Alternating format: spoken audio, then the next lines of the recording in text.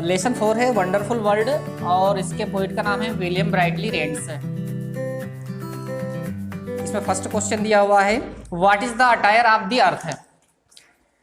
Attire means होता है पोशाक या फिर वस्त्र कह सकते हैं अपन। What is the attire of the earth, पृथ्वी के पोशाक क्या है या पृथ्वी के वस्त्र क्या हैं। आंसर दिया हुआ है the attire of the earth, पृथ्वी के पोशाक इज हैं the water of the seas, समुद्र का पानी। Water of the seas, seas means होता समुद्र, समुद्र का पानी। And the greenery on the land, greenery means होता है हरियाली, ऑन द लैंड भूमि की हरियाली या थल की हरियाली। पृथ्वी के पोशाक इसमें एक तो बताया है वाटर ऑफ द सीज, समुद्र का पानी, और दूसरा क्या बताया है the greenery on the land, थल की हरियाली। ठीक है। सेकंड क्वेश्चन दिया हुआ है which actions of the wind are described in the poem. Which actions, actions यानी होते कार्य, ऑफ द विंड हवा के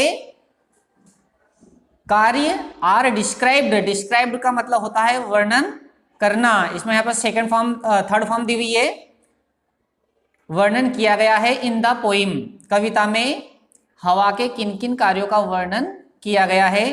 आंसर दिया हुआ है द विंड इज डिस्क्राइब्ड, हवा के कार्यों का वर्णन किया गया है as shaking the trees, shaking का मतलब होता है हिलाना, द ट्रीज मतलब पेड़, मतलब यहाँ पेड़ों को हिलाती है।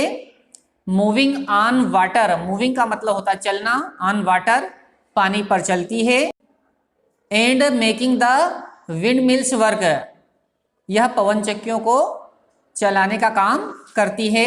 एज वेल एज, साथ ही प्रोड्यूसिंग साउंड, साउंड निकालती है मतलब ध्वनि निकालती है। एट ऑफ द हिल्स, एटोप मतलब होता है शिखर, द हिल्स यानी पहाड़ी, पहाड़ी के शिखर पर यह साउंड निकालती है मतलब ध्वनि निकालती है। एक बार और रिपीट कर रहा हूं, ध्यान से देखिए। द विंड इज डिस्क्राइब्ड, हवा के कार्यों का वर्णन किया गया है। जैसे इसमें पहला काम बताया है एज शेकिंग द ट्रीज, पेड़ों को हिलाती है। दूसरा बताया मूविंग ऑन वाटर, पानी पर चलती है। और तीसरा बताया है making the wind mills work, यह पवन चक्कियों को चलाने का काम करती है। एज वेल एज, साथ ही प्रोड्यूसिंग साउंड, ध्वनि निकालती है। एट ऑफ द हिल्स, पहाड़ी के शिखर पर, साथ में यह पहाड़ी के शिखर पर ध्वनि निकालती है। थर्ड क्वेश्चन दिया हुआ है, लास्ट ईयर ये पूछा गया था, why does the poet regard, regard का मतलब होता मानना या समझना। Why does the poet regard, कवि क्यों समझता है अर्थ पृथ्वी को एज अ फ्रेंड, मतलब मित्र, कवि पृथ्वी को मित्र क्यों समझता है। The poet regards earth as a friend, कवि पृथ्वी को मित्र समझता है बिकॉज, क्योंकि इट प्रोवाइड्स, यहां प्रदान करती है, अज हमें, फूड भोजन, यह हमें भोजन प्रदान करती है मतलब यह हमें भोजन देती है। एंड वाटर और पानी देती है, टू लिव रहने के लिए। ऑन एज वेल एज, साथ ही परमिट्स, परमिट्स मतलब अनुमति प्रदान करती है। सिटीज एंड गार्डन्स, शहर और बगीचे लगाने के लिए। To grow on it, grow मतलब होता है लगाना, ऑन इट इसके ऊपर, मतलब इसके ऊपर शहर बसाने के लिए, बगीचे लगाने की यह हमें क्या देती है, अनुमति देती है। लास्ट क्वेश्चन है what makes, what makes, what के बाद अगर मेक्स लिखा हो तो इसका अर्थ क्या नहीं क्यों निकलता है। व्हाट मेक्स क्यों।